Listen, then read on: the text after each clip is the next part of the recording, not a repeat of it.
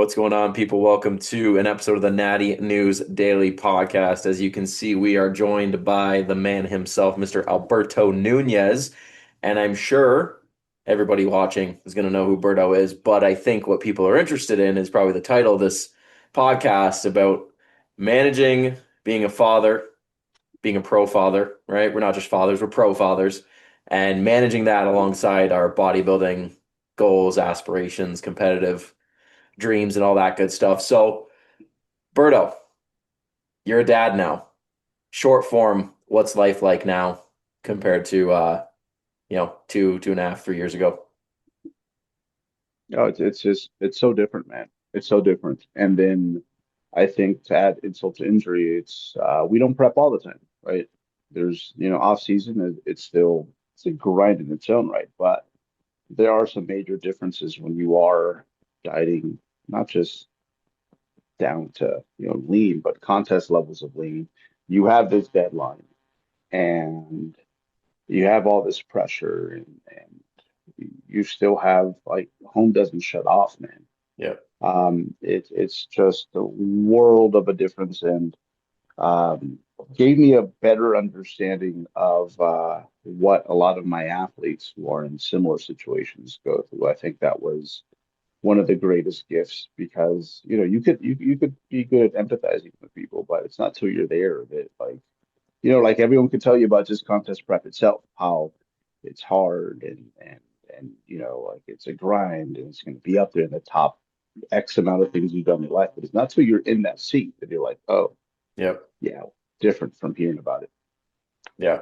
So one of the things we were just chatting about before we come live is for me, for example, I mentioned like clients now commenting that are single or they're in a relationship but no kids, whatever, right? And they're like, man, I'm so tired, like the days are dragging and this and that. And my tolerance to that is slightly lower now. Still obviously gonna give them some empathy, but at the same time, I'm like, I can recall regularly and strings of sleepless nights, but get up, train, meals, client stuff, work obligations, blah, blah, blah. And, I think through my whole prep, if I had a Aura ring or a smartwatch and I checked the sleep score, it would probably be like redlined far more frequently than most would probably desire. I definitely, for myself, I could comment that it probably was not great. So, what was prep like for you and just like your bodybuilding now with raising a child? Like what was that like? Because obviously you took it to worlds, right? You took it to the highest level, and obviously we know you've commented that physique wise there's things you would have changed, but I saw you live, you looked fucking crazy, and you did it with a kid. Write that story. Yeah, yeah. Yeah, like we are talking about, man. Like I remember, your first go at it when you're actually, getting lean. You could just suck in peace. Like that Yeah. was remember, and I over dieted in hindsight, but the first time I got peeled, I vividly remember I had the most comfortable lazy boy that sometimes if opportunity came up, I'm like, you know what? I'm just going to nap until my next meal. I exist I here now. like I'm just gonna fast forward time, and it just wasn't that way. So that was a big one. It was just sometimes, yeah, your legs feel like wet newspapers, and you have to show up like 100% because you don't want anything about this hobby because at the end it's a hobby Yep, to create some sort of gap in like your childhood's in your child's like development. for sure. Um, so there was that. There was I think one thing, and like a lot of contest preppers do, it's like when they get to the point where it's like it's time to eat, you get to eat in peace, right? It's like, put the candles on, let's put some romantic music. It's like Hop I'm in that about to lazy boy. get in this thing and take my time and it's gonna be wonderful. Like I've had meals like holding my child and You bet. I'm eating, Shovel. and they're taking food too. It's like, The baby tax is real. yeah, yeah. So it's just so much more multi-dimensional, and thankfully it wasn't my first prep. Yes. Um, but I think one thing I can resonate really well with you, and I think this is one of the reasons that I think next time I go at it is that I need supervision. I need someone to overlook my stuff because one of I think my greatest skills as a bodybuilder is that I'm very good at interpreting my body's own biofeedback. Sure. And I just don't have time to ask myself, like, how am I feeling? How am I looking? Yeah. There is no time. So Yep. uh just I had no idea how easy I had it Yeah. before. Like Yeah. no idea. And Yeah, Cliff was a very good guiding light through that last prep because he's got kids and I don't know if he's prepped with the newborn stages or anything like that, but like he knows what I was going through and I remember I would send him check-ins and I would always kind of lead the email with like this is what sleep was in the last like geez, two sleep cycles. We'll call them that. yep. Because we would use that as kind of a big gauge because like my body was super resistive. Like looking at like 2022 to 2025 stats from like a calorie intake, from like a body comp at certain body weights, like it was very different. And I think if I would have done it myself, I would have made a lot of bad decisions with regards to pulling calories lower sooner, maybe not doing refeeds when, he would have made the move to do them just because I would be like, no, like I'm not dropping. Why would I eat more? Because you lose that objectivity on prep a lot of the time anyway. So then when you add in the other chaos and decision making that you're making with being a parent, like I know I would have made a lot of bad decisions with regards to my prep without that. So I can hear that for sure. Was there Yeah. any things that you implemented to kind of keep you grounded and stuff like that? Like one of my clients is a therapist, conveniently enough. So sometimes her check-in would also be a little check-in with me. And I remember saying a few times because like I still work like a day job, and I would say, I remember being fried at the end of the day, and I got to drive home and I got to turn it back on and be dad. And she was like, advised me to put on music that put me in a good mood and made me um, upbeat, right? So I would play songs, I got a 10-minute drive home. So I would get through two, three songs that kind of just put a smile on my face and reset me a little bit. Did you have anything like that you were like throwing your way? I like that. So like intentional triggers, right? Yeah, yeah, Um, yeah. No, I mean, I'd say I did a good job uh, when it came to kind of there was a block of time in my morning that was just taken up where I could not multitask. And I think, I let Cynthia know that, like from this time to that time, I'm kind of doing like my prep stuff hmm and I can't multitask. hmm So it's just little things like, I'd get up, I'd do my posing, I'd do my walking, I'd go train, and I made sure that it stayed within like this window. sure, So I think to begin with, like you need a partner that is like very supportive of what it is that you need right now. And hmm I think giving myself that daily deadline to check off all my prep stuff yeah, made it so that a lot of my to-dos just kind of stayed here. And then I also on top of that, like, because the other thing is the food is like I am very low frequency when it comes to my eating anyways. So yeah, that helped a lot where it was just like my pre-workout meal, my post-workout and dinner, and that was it. yeah, In hindsight, I think I did a lot of things right. Like with my daughter, I was just the man but you don't get everything right. Like there were a few times where I'm like, man, I lost my temper on my dog, Yeah, you know, or there was sometimes where I'm like, you know what, I don't think I left enough left over for Cynthia, and that's not right either, you for know. sure. So like there's a lot of like any contest prep, there's always mistakes like that you can look back because hindsight is 2020, and you're like, okay, next time we need to correct X, Y, and Z.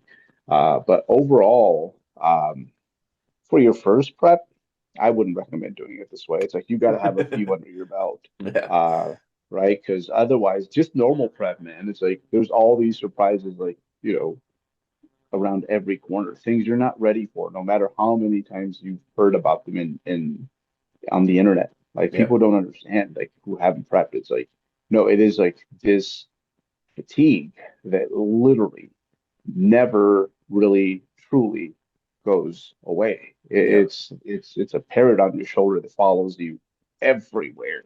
yeah. Um, and and kids just have limitless energy, bro.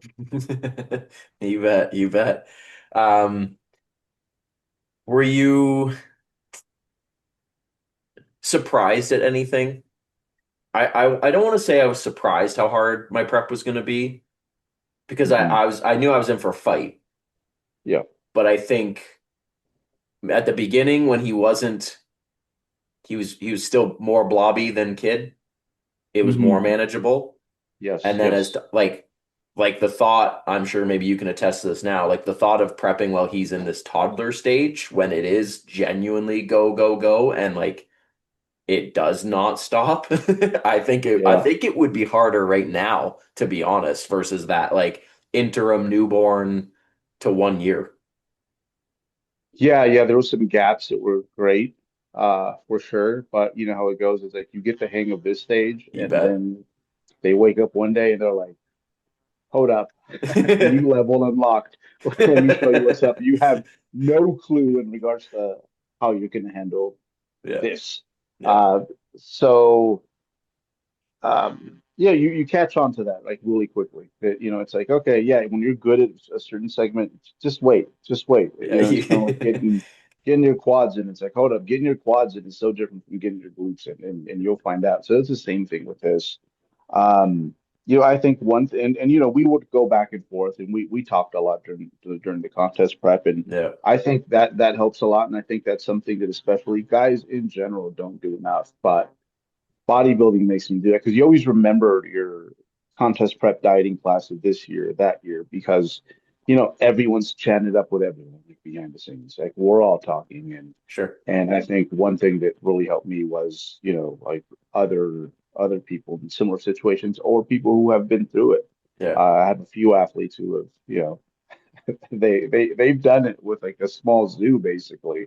So getting ideas and inspiration, but just having someone who understands where you're coming from, because even your partner doesn't fully understand everything. Like if they haven't emaciated themselves to that level, it's very hard for them to understand it. It's like, like sometimes I don't even know I'm doing it. Like you have to call me out because like sometimes shit just slips, bro. It's no matter how experienced you are. So I don't know. I think if anything, it's made contest prep better because for me, athletics is the main reason we do it is personal development. And like, I mean, when you have your next one, like, should you have your next one? Like, oh, if you're not prepping, you can be like, dude, I'm clobbering this, I right? got this. Right. I could mini cut for sure. Yeah, yeah. What what would you, is there anything that, off the top of your head you would change? Like if you were to do it again, like short list, one, two things that you were like, man, you know what? I could maybe switch that up a little bit, make it every bit easier on everybody. Or is there anything like that? Well, I think one thing I did well is that, the year before I was supposed to do it, but I decided not to. Like it was going to come down to the wire, and I'm like, you know what?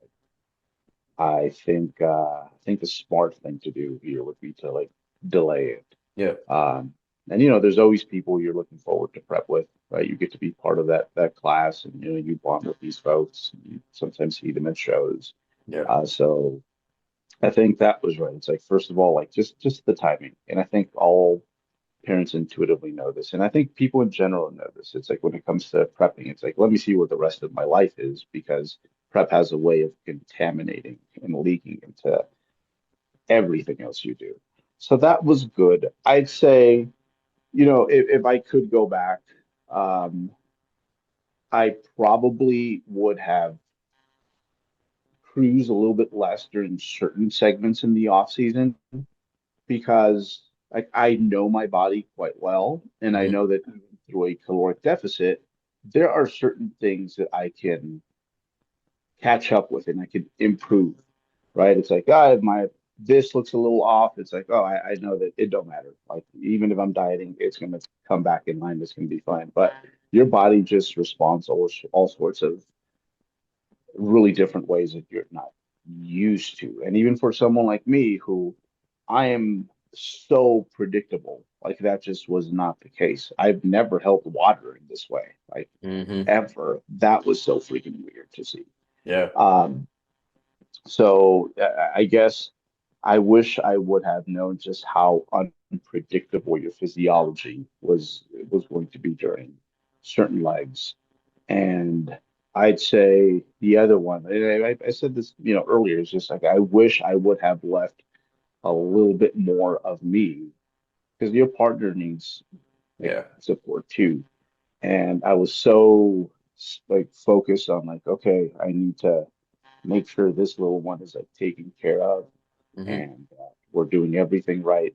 That and that is something that just the dynamics of having a newborn sometimes messes things up. It's like you and your partner, like it's very easy to make up excuses like to not connect because you're so tired, Totally. from just the everyday stuff. So Yeah. I think in hindsight, I wish it would have been, yeah, like let's let's make some checklists and of things that I need to do. It's like maybe schedule buying flowers, little stuff like that. Uh and then Yeah. just check on her like more often for sure. Yeah. I think that was what kind of really started to burn me like emotionally as the end of like near the end of prep was just like that lack of let's say like just like bonding connection, you know what I mean? Just because you're Mm, so you get tunnel vision with prep regardless, and that leaves that room for error with your partner. But then you also have this new tunnel of a little one that you're trying to pour if you like what you have left in the glass, you're trying to pour there. And then you turn that glass upside down when you look at your partner and you're getting like the smallest drop and then the guilt and kind of internal frustration with that because I'm not showing up as a husband now as I would want to for my wife. And that was hard for me at the end. And I talked to a few people behind the scenes, yourself included, that was just like a good sounding board of like, hey, you're close, right? The light at the end of the tunnel is there, and then you can really, start filling that glass up for them, right? yeah, yeah. So yeah, I mean, dude, we were rookies at this. Um, it's it's hard. It's easy to be very hard on yourself when it comes to that, but Yeah, yeah, and I'm sure, when we do it again, there'll be more things that we got wrong. But yeah, that's for that's sure. just the nature of prep, right? It's like you can armchair quarterback all of your preps, like in hindsight, and seem brilliant in that moment. But like it's Yeah. it's it's different when you're like out there fighting for not really your life, but it feels like it It in feels like it. certain Yeah. moments. Yeah, yeah. So now in the off season, um, what are you finding like managing things? Obviously, the constraints of prep are loosened a little bit, but we're still doing the thing. So what's the day to day? What's the dynamic with that? Yeah, toddlers are messed up people, bro. Like Savages, dude. they are something else. And you have a little boy, that's different. Like I look at the Dude, these he's other he's whack. He's gonna watch this one day. And hey Beckham, I don't know how old you are watching this right now, but you are a handful, my boy. like they're so insane. Like especially No fear. kinetically, yeah, yeah. Where if we go to gymnastics class and the difference between the girls and the boys is quite insane. Like the little boys, just I'm like, oh geez, You're gonna jump off that, aren't you? Yeah, you like bet. it's like, do you guys have helmets on them like all day? Like, how do you do this? Yeah, so but you have more energy, life is a little bit more pliable. The off season is watching paint dry anyways. Yeah, So that in itself kind of puts you in a more relaxed state. Whereas like prep, it's like 18 weeks out. Oh shoot, it turned into 10. Oh my God, like I'm under a month, right? I'm still Um, fat. Shit. you feel that way, right? You tell Yeah, yourself all sorts of different garbage.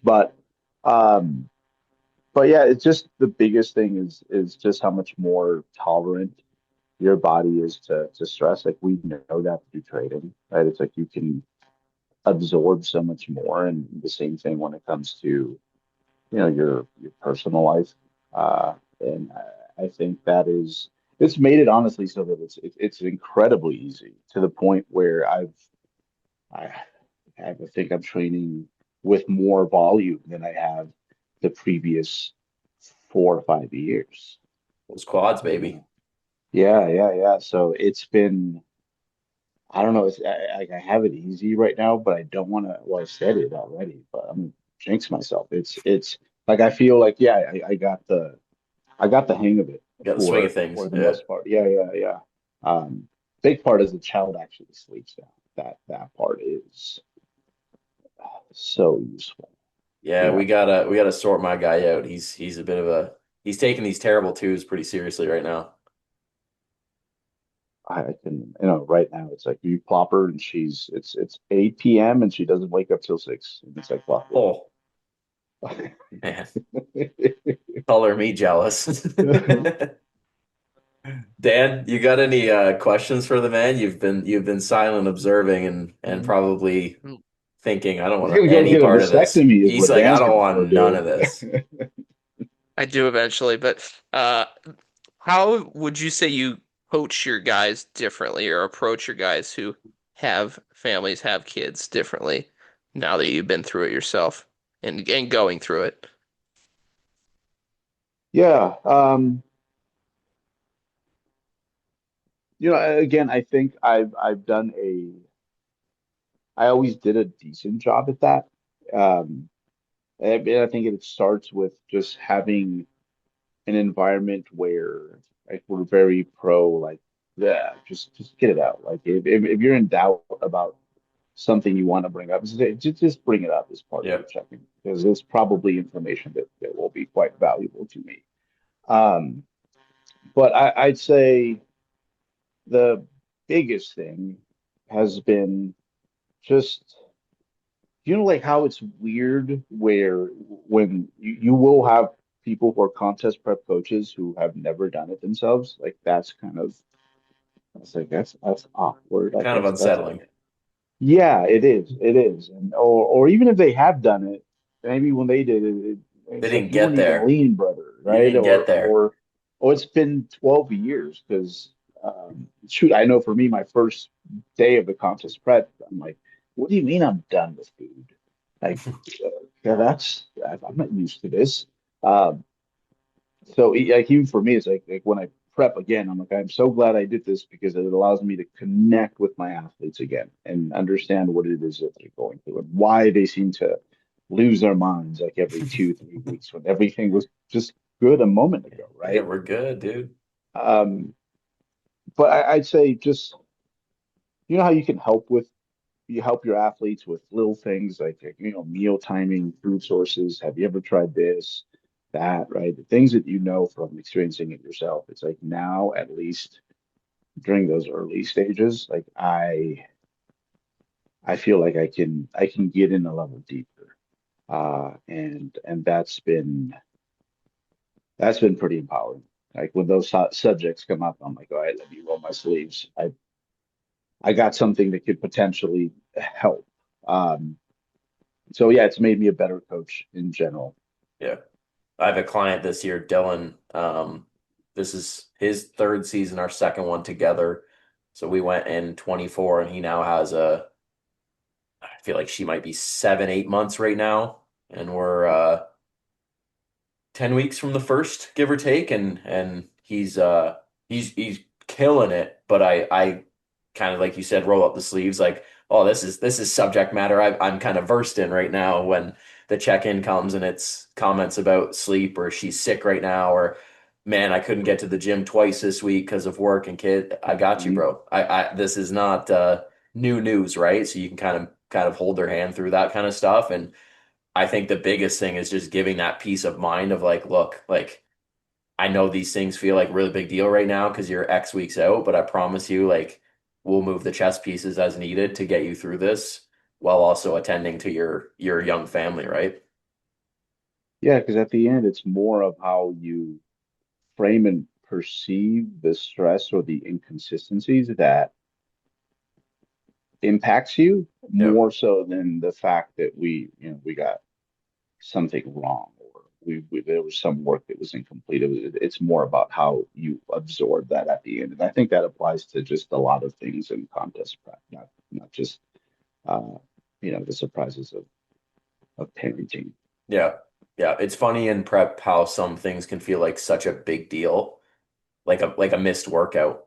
Or dude, I was on my cardio and I know you said half an hour, but I got a phone call and I had to cut it out 15 minutes. Like, we good? Like, do we need to Mhm. change anything? It's like, nah, man, like we're okay. You know what I mean? Like those things are such small drops in the bucket that feel in the moment so big. You know what I mean? Like, client A, 10,000 calorie binge over the weekend. Client B, like, ah, man, my cardio got short 10 minutes. Like, we okay? Like those two people, like those two scenarios are so different. You know what I mean? And I think helping, like for me anyways, like helping clients that are parents now through those things, like whether they're competitors or not, of being like, yo, like fitness, bodybuilding, body comp is very forgiving. And, you know, you move the big blocks, like these little things are Mhm. kind of non-issues in the grand scheme of things, right? Yeah, and for like my non-parents, like the people who have all the time in the world, seemingly, because we all have our challenges. Like I make that very clear to them that it's like, you know what, you obviously really love this stuff. Like there's nothing wrong with being a little crazy and a little passionate about it. It's like get your fill in now. But also you're wasting a lot of time sometimes. Like I do bring that up. Like we were joking about it, how like this is one thing. This is early on, and I can't believe that this is how my life was. There were certain days where it's like you're scheduled to go to the gym at 10 and 10 in the morning, and you're like, you know what, that football game's real good. I'm gonna push it back, and then it's one. And you're like, you know what? No, I'm hungry. I'm gonna eat, and and then you're not in the gym till 7 p.m. and you can do that, you Yeah, know. yeah. Um, so I'd almost say that for a lot of people who have a lot of freedom, it's like, give yourself like more constraints of anything. Because, like the college kids, those are the worst, man. They think they're so busy, and I'm like, you're not busy. Like you, No. you won't wait till year one of your first real job. You'll find out what actually busy is. I'll Uh, disagree with that from my perspective. Being a working guy was way easier than college, but that's a separate topic. you're probably a great student, Dan. I can see that. It was engineering school was not easy. Working as an engineer is easier than the school part. But yeah. It's like the old saying, right? If you want something done, give it to someone who's busy. Don't give Oh it, yeah. don't give it to the lazy person that's got, "Oh, I got all the time in the world, man. I'll get you that on Monday." 2 weeks roll by. I thought you had all the time. That football game was damn good. I will say It's this, yeah, crazy how too you much could find idle new ways to time. be efficient. Too much idle time. Like actually makes prep harder personally. Like there's that sweet spot when it comes to keeping yourself busy, like for sure. Yeah. It's just that when there's life, work, parenting, it's like it's a little too busy. But um, yeah, the hardest stretches like for me during the prep, there was a few where like literally I could like, which is insane. Where I literally had the house to myself and it was empty. Like, and it just that was unsettling. Like that is probably like still to this day. It's Like something ain't like right. yeah, yeah. Like it's just your frontal lobe's not existing anymore at a certain point that like make What's vital signs something what's you can't your deal with. yeah, what's your like client load, and did you change that at all to manage like No, no, that's about the same. I think clients I keep somewhere in the 20s is what I work with. And then, but I do a lot of video consults yeah. where people, sit down and we chat it up. And it's like, this is your mission for the next, 12 weeks or so, and come back, rinse and repeat. Um, those are a lot harder when you are, because you're dealing with a person like in vivo, right? Yeah. Um, but the client load didn't really change. And I'd say, if anything, there's always this sweet spot with contest prep where you transition from, your off-season life to the start of the diet, where you are so much more organized and on point with everything. And, you adjust and tweak systems so that you have time to do the bodybuilding thing. But yeah, eventually that runs out in your garbage. It's weird, eh? Because we all, I mean, from a lot of people that I listen to who've done this well and done it at a high level, we all comment the same thing about how we kind of get hyper efficient, at least the first probably like half to three-quarter of prep. It's like, yo, I'm doing everything better right now.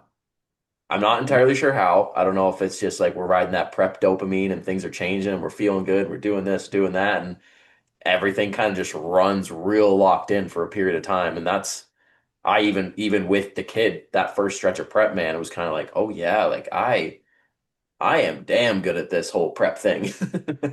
Then I got You know cocky. what? The funny part though is like sometimes you can be in that mode, but your peopling or your emotional availability like downgrades because you're such a robot that you know you forget it's like no, you still have to do this part. Like that's the hardest one because sometimes you don't even realize you're being weird when you're not being yourself with others.